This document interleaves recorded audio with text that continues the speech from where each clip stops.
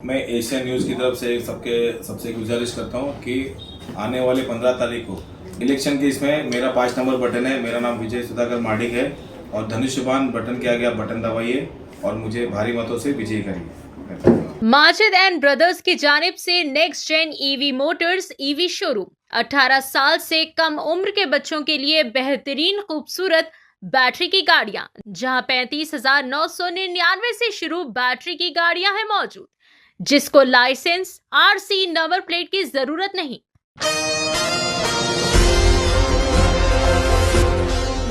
Maharashtra Mumbai मालोनी ward number 34 से शिवसेना एकनाथ शिंदे के candidate विजय महादक अवामी खिदमत का मोतबर नाम गुज़िश्ता 5 सालों से बतौर शाखा प्रमुख विजय महादक ने इलाके के हर तबके के बेलौस खिदमत अंजाम दी है। चाहे गरीब की मदद हो, नौजवानों के मसाइल हो, ख़वातीन की फलाह व बहबूद हो या फिर बुजुर्गों की सहूलत हो, विजय महादक हमेशा आवाम के दरमियान आवाम के साथ नजर आए। एक बेहतरीन सोशल वर्कर की हैसियत से इन्होंने न सिर्फ मसाइल को सुना बल्कि अमली इक़दाम के ज़रिए तमाम मसाइल को हल करके यकीनी कर दिखाया। आज वार्ड नंबर 34 की आवाम जानती है कि विजय महादक का मतलब दियानतदारी और खिदमत व तरक्की है।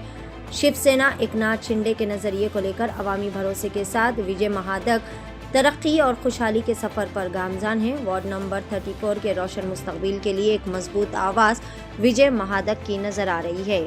आइए जानते हैं इस खुसूस में मुकम्मल तफसीलात। पेश है महाराष्ट्र मुंबई से मोहतरमा सना अंसारी की एशियन टीवी न्यूज़ चैनल के लिए ये खास रिपोर्ट। हेलो, मैं सना अंसारी, एशियन टीवी न्यूज़।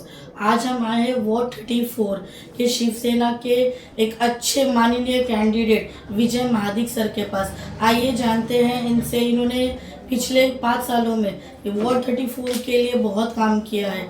आज ये इलेक्शंस लड़ रहे हैं पीएमसी के। सर, स्वागत है आपका एशियन टीवी न्यूज़ में। एशियन न्यूज़ का मैं धन्यवाद और शुक्रिया मानता हूँ कि आप यहाँ पे आए। धन्यवाद। सर, आप एक सोशल वर्कर रहे शिवसेना के और 5 साल से आप एक ही पार्टी के लिए काम कर रहे हैं। आज ये बीएमसी इलेक्शन लड़ने का फैसला आपने किस लिए लिया है?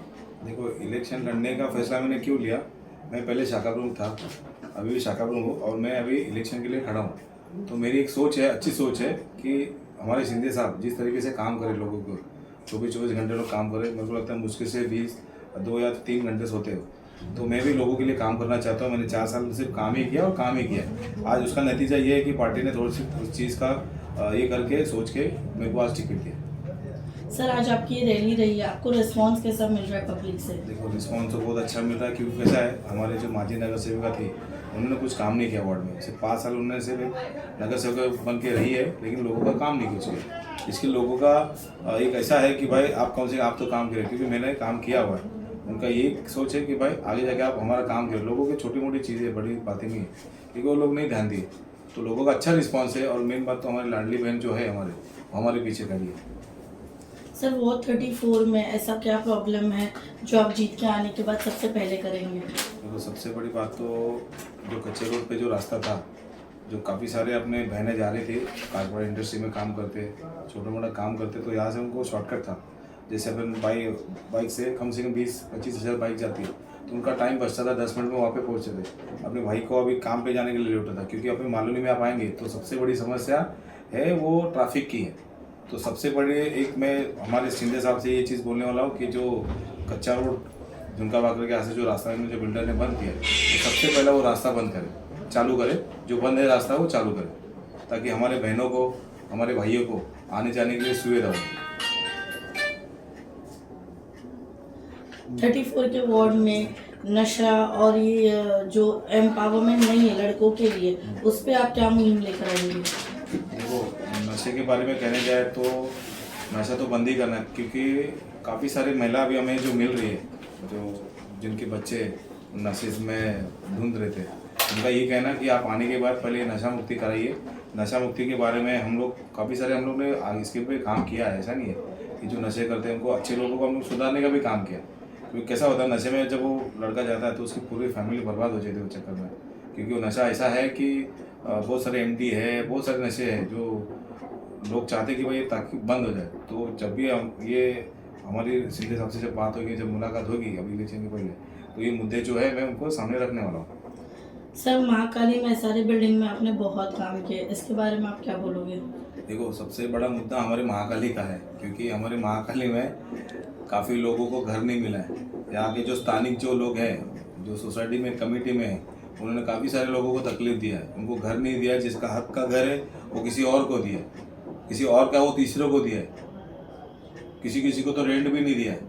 तो अभी ये सारी चीज़ें, अभी जब हमारे उदय सामंत साहब आए थे, जो हमारे उद्योग मिनिस्टर है, वो आए थे, तो उनके सामने ये सारी चीज़ें मैंने रखी थी। जब मतलब इलेक्शन के पहले जब विजिट होता है, शाखा विजिट होता है, तब उस टाइम पे मैंने ये सारी चीज़ें उनके सामने रखी है। और ये आने वाले चुनाव के बाद सबसे पहला मुद्दा जो है वो लोगों को घर नहीं मिला है और लोगों का जो भाड़ा नहीं मिला। अभी भी इतने सारे लोग हैं जिनको घर नहीं मिला, खुद का हक का घर वो नहीं ले पा रहे, लोग डर रहे हैं इनसे। मैं सबसे एक ही गुजारिश करता हूँ, किसी को डरने की ज़रूरत नहीं है, ये अपने हक का है। और अब क्यों डर रहे हो किसी से? अगर आप कुछ अच्छा भी करने जाते हो तो ये सोचना पड़ता है कि भाई उनको बुरा लगेगा। अरे बुरा लगने दो ना, क्या है? अगर आपका घर है वो तो आपके हक का है, किसी ने दिया नहीं आपको। अगर समझो चाल बन गया, अगर घर टूटा और बिल्डिंग बना है तो आपके हक का है वो चीज़, किसी ने फुकट में नहीं दिया, फ्री में नहीं दिया है। वो तो योजना होती है, योजना की तरफ से वो चीज़ मिलती है, किसी को पैसा भी देना होता है।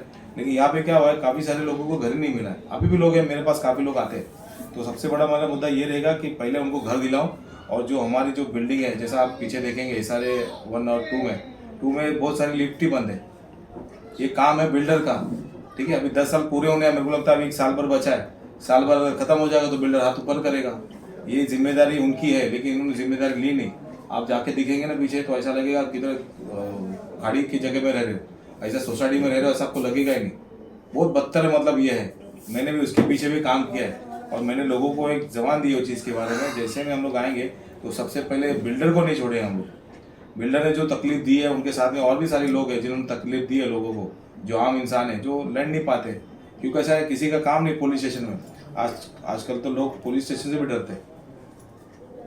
ये लोगों की वजह से पुलिस स्टेशन जाने के लिए लोग डरते हैं, क्योंकि ये लोग क्या करते हैं, अपने हिसाब से उनको दबाव लाते और जो इंसान डरता है उसको और डराते। तो मैं सबको एक ही गुजारिश करूंगा, किसी को डरने की ज़रूरत नहीं है। मैंने काफ़ी सारे लोगों को मदद की पुलिस स्टेशन के बारे में।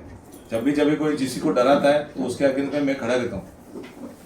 तो किसी को डरने की ज़रूरत नहीं है। ऐसा कुछ है तो मुझे आके मिलिए, मैं आपके साथ में खड़ा हूँ। सर मलाड के जनकल्याण नगर में एक मुस्लिम को घर नहीं मिलता, अगर मुस्लिम है तो सिर्फ मुस्लिम कम्युनिटी को घर देते हैं। SRA में ऐसा कुछ है? नहीं, हमारे पे ऐसा कुछ नहीं है। तो कैसा होता है ना, अगर वो ऑनर, अगर कुछ ऑनर को दिक्कत नहीं है तो किसी को दिक्कत नहीं। हाँ, अगर कोई दिक्कत लेता तो फिर हम उसके अगेंस्ट में ये करते। ऐसा नहीं कि अगर समझो जो बेचने वाला तैयार है तो कोई दिक्कत नहीं है। बहुत बार क्या होता है ना, बीच में लोग कुछ ऐसे माहौल बनाते कि भाई हमको तकलीफ है। देखो, हर एक का रिलेशन अच्छा है सबसे। एक की वजह से 10 लोगों का नाम खराब होता है। तो ऐसा नहीं है कि एक खराब है तो 10 खराब है, बाकी के 9 तो अच्छे है ना। सर आप एशियन टीवी के थ्रू वोट अपील करना चाहेंगे? मैं देखो आपसे सबसे एक गुजारिश करूंगा कि एक आपके सामने एक आम इंसान खड़ा है जो सिर्फ मेहनत करके आगे आया है, ना किसी के बलबूते पे, ना किसी चीज़ को। आज तक मैंने किसी को तकलीफ दी नहीं है, सिर्फ मैंने आज तक का सिर्फ लोगों का काम किया। तो मैं ये चाहता हूँ कि आप मुझे एक बार एक मौका दो, ताकि आप जैसे लोगों का मैं मदद कर सकूँ, आप लोगों का मैं काम कर सकूँ। और आने वाले चुनाव में अगर मैं चुन के आता हूँ तो आपको किसी भी चीज़ के बारे में, मैं बहुत सारी चीज़ें डिजिटल करने वाला हूँ। जैसे अभी समझो साफ सफाई वाले आते तो जैसा दत्तक बस्ती वाले, वो डिजिटल रखूँगा। मैं सीधा बोर्ड ही रखूँगा यहाँ पे, जितने भी है सबका नाम रहेगा, नंबर रहेगा। आपको किसी की बात जाने की ज़रूरत नहीं, सारी चीज़ें डिजिटल होंगी। और ज़्यादा से ज़्यादा हेल्थ के ऊपर, ट्रैफिक के ऊपर और लोगों के पढ़ाई के ऊपर, बच्चों के पढ़ाई है। काफ़ी सारे स्कूल में फीस ज़्यादा हुई है, लोग भर नहीं पा रहे, तो उसके ऊपर भी हम लोग काम करेंगे। मैंने आज तक किया है काम, उसके ऊपर भी करेंगे। सर हार जीत तो ऑफ कोर्स एक वोटर के हाथ में होती है, अगर नेगेटिव रिजल्ट आता है फिर भी आप ये सब कंटिन्यू करेंगे? जी ज़रूर करूँगा, क्यों नहीं करूँगा। मेरे को मेरा पेशा ही हो गया अभी, क्योंकि ऐसा है मैं पहले से काम हुआ, मेरे को 8-10 साल से काम कर रहा हूँ ना। तो मैं जॉब करते करते ये सोशल वर्क करता था, तो मुझे एक पार्टी का एक ये मिला, स्टेज मिला काम करने के लिए, तो मुझे और हिम्मत आई। क्योंकि ऐसा शिवसेना पार्टी बहुत बड़ी पार्टी है, बाला साहब ठाकरे का उनके पीछे नाम है।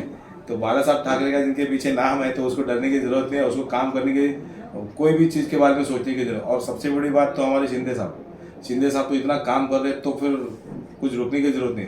और हमारे सचिव है सिद्धे दादा, वो भी इतना काम करते हैं, उनका भी हमारे लिए बैकअप बहुत अच्छा है। वो हर चीज़ के बारे में हमारे साथ खड़े रहते। हमारे विभाग प्रमुख है अजीत भंडारी साहब, वो भी हमारे साथ खड़े रहते हैं। हमारे विधानसभा प्रमुख है रत्नाकर वाल्वे जी, वो भी, उन्होंने भी मुझे बहुत सारा हिम्मत दिया है लड़ने के लिए, क्योंकि ये सीट के बारे में ऐसा हुआ था तो उन्होंने बोला तू लड़, मैं हूँ तेरे साथ में। तो मुझे हिम्मत आई लड़ने के लिए, तो मैं लड़ रहा हूँ। तो आप सबसे एक गुजारिश है, आप मुझे एक एशियन न्यूज़ की तरफ से आपको एक गुजारिश करता हूँ कि आप मेरे पीछे खड़े रहिए, आप मेरा काम देखिए और एक बार मुझे मौका दीजिए। मैं आपको जो भी आपकी चीज़ें हैं, मैं वो चीज़ के पीछे रहूँगा हमेशा। धन्यवाद। मैं एशियन न्यूज़ की तरफ से सबसे गुजारिश करता हूँ कि आने वाले 15 तारीख को धनुष्यबाण बटन पे आप बटन दबाइए, और मैं ये कहूँगा कि लोगों को ज़्यादा से ज़्यादा जल्दी जाने का कोशिश करिए। काफ़ी बार क्या होता है, लोग आराम से जाते हैं, फिर समझो कभी एक चिट्ठी का मसला हो गया, आपको पर्ची नहीं मिली, आप वहाँ पे रुके रहेंगे, आपको लेट होगा, फिर बहुत क्या करते हैं, बहुत जन फिर रिटर्न आ जाते हैं। तो ये सारी चीज़ें नहीं होंगी, इसके लिए आप जल्दी जाइए, 7 बजे के पहले 7 बजे जाके खड़े रहिए, ताकि ज़्यादा से ज़्यादा वोटिंग होगा तो इस चीज़ का भी फर्क पड़ेगा वोटिंग पे। धन्यवाद। 18 साल से कम उम्र के लड़के और लड़कियों के लिए अजीम पेशकश। हैदराबाद दक्कन में एक नुमाया नाम माजिद एंड ब्रदर्स की जानिब से next gen EV motors EV showroom, जो बहादुरपुरा चौराहा किशनबाग रोड हैदराबाद में मौजूद है, जहां पर आपकी ख्वाहिश के मुताबिक 18 साल से कम उम्र के बच्चों के लिए बेहतरीन और खूबसूरत बैटरी की गाड़ियां मौजूद, जिसको लाइसेंस आरसी नंबर प्लेट की जरूरत नहीं है। इस गाड़ी को कम उम्र लड़के लड़कियां स्कूल और कॉलेज के लिए इस्तेमाल कर सकते हैं। इनके अलावा औरतें और सीनियर सिटीजन भी इस्तेमाल कर सकते हैं, जिसमें 10 ता 12 मॉडल्स दस्तयाब है, जिसकी कीमत सिर्फ 35,999 से शुरू होकर 86,999 पर खत्म होती है, जिसमें मोटर और कंट्रोलर की वारंटी 2 साल है, बैटरी चार्जर की वारंटी 1 साल है। ये तमाम models next gen motors Bahadurpura पर मौजूद है। मजीद तफसीलात के लिए 9246109197 या फिर 9246209197 पर रब्त करें।